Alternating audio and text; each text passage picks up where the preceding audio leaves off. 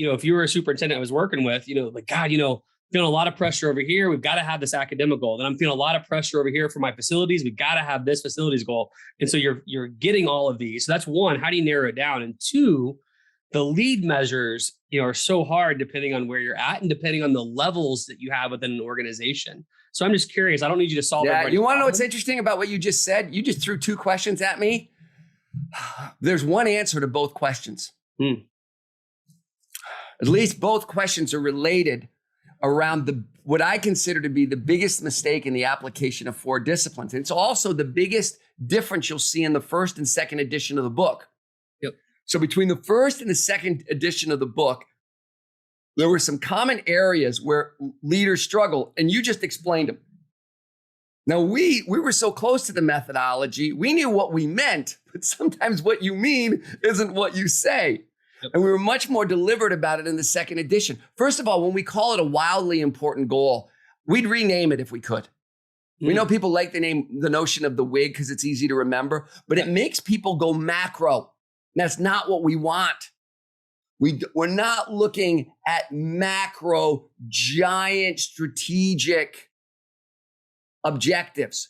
Matter of fact, the way we have you think about this is if you think about your macro objectives, like the title of a book.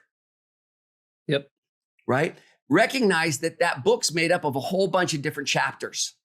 Now, this has been a helpful way for people to look at it. So we have them, look at some inordinately large, maybe my rating as a school district. I'm really worried about our rating inside the state.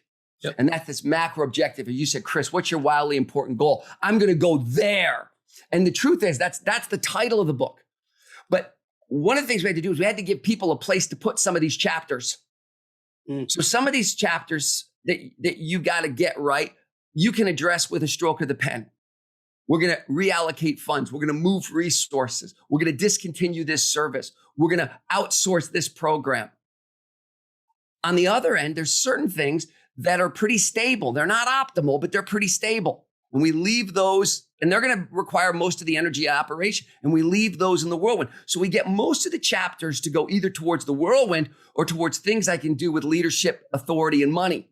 Yep. And then we get a smaller subset. Is this working for you, Dustin? Absolutely. Right? And then you get a smaller subset of things that you say, okay, this is the breakthrough.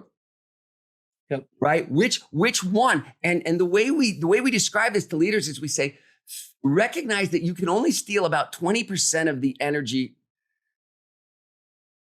used in your organization from the whirlwind. The whirlwind's going to eat up 80%. And that 20% you can steal from the whirlwind is like a currency. And do you want to spend all that currency on one objective?